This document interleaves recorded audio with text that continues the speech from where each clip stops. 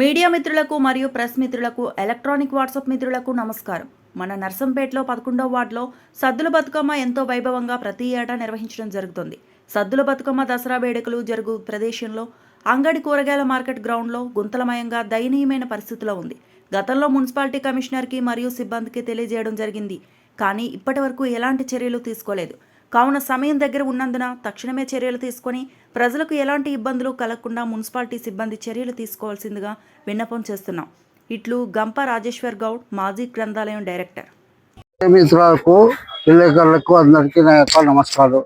నర్సంపేట నియోజకవర్గం మొత్తానికి నర్సంపేట దసరాను సద్దులను వీక్షించడానికి చుట్టుపక్కల ప్రజలు ఇక్కడికి తండోపతండాలుగా వస్తారు.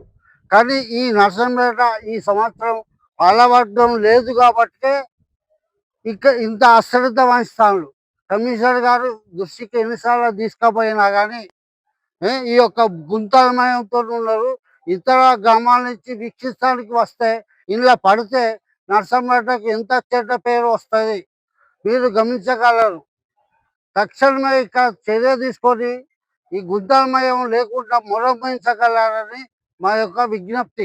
కమిషనర్ స్వయంగా వచ్చి చూసి స్పందించి నీట్గా లేకుంటే మీరు చూసినాకనే పనులు చేయించగలరని నా యొక్క మనవి.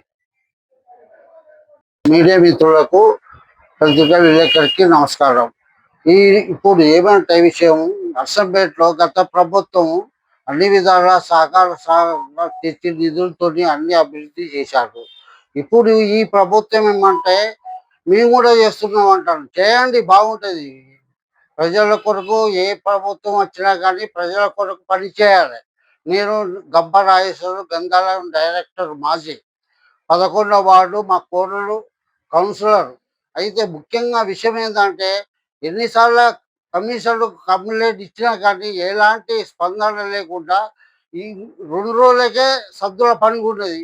ఇవాళ పోయి నేను మొత్తం పర్యవేక్షించిన వాడాలని బట్టి ఎక్కడ చెత్త చెదారాలు అక్కడే ఉన్నాయి. నీళ్లు కూడా ప్రత్యక్షంగా ఫోటోలు తీసి మీకు ఇచ్చాను. అన్ని నీళ్లు ఉన్నాయి. ఎప్పుడు దాన్ని మన చుట్టుపక్కల ప్రాంతంలో దసరా కొరకు, సద్దుల పండుగ కొరకు ప్రజలు వచ్చి వీక్షిస్తారు. అయినా కానీ దాన్ని పట్టించుకోలేదు. గత ప్రభుత్వం పనులు చేసింది, మెచ్చుకున్నారా మెచ్చుకోలేదా ప్రజలకే వదిలేద్దాం. కానీ ఈరోజు కూడా మీ ప్రభుత్వం కూడా పనిచేసి చేతుల్లో అది నీట్గా చేయండి, అందరికీ పేరు వస్తుంది. మా విన్నపం ఏంటంటే అంగడిలో ఎక్కడ నీళ్ళు అక్కడే ఉన్నాయి, ఎలాంటి డస్ట్ పోయలేదు. మేము ఇదివరకు డస్ట్ పోయించాం. ఇప్పుడు ఎన్నిసార్లు చెప్పినా కానీ నీట్గా కాలువలు లేవు. వాడలే బట్టి తీసి నేను ఫోటోలు కూడా పెట్టినా.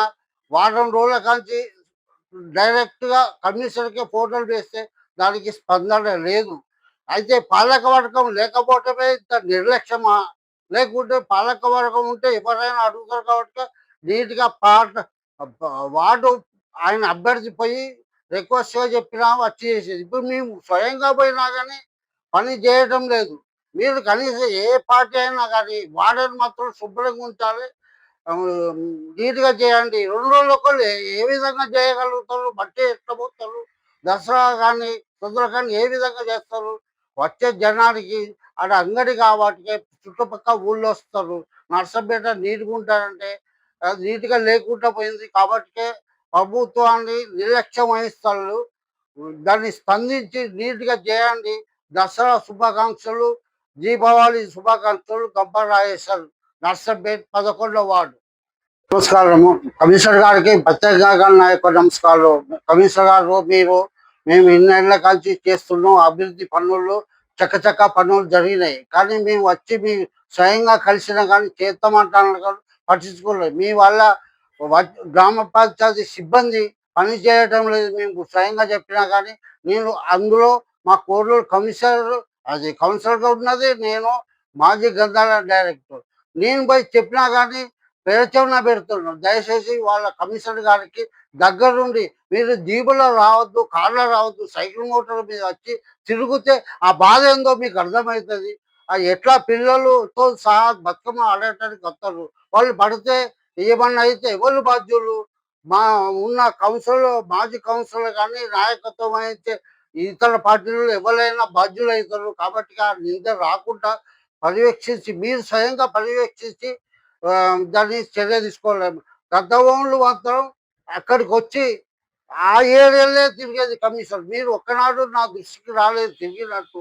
మీరు వచ్చి దయచేసి మీరు పనులు చేయించి అక్కడ నీట్‌గా అభివృద్ధి చేయండి మా యొక్క మనవి. మరిన్ని అప్డేట్స్ కోసం మా ఛానల్ని సబ్స్క్రైబ్ చేయండి.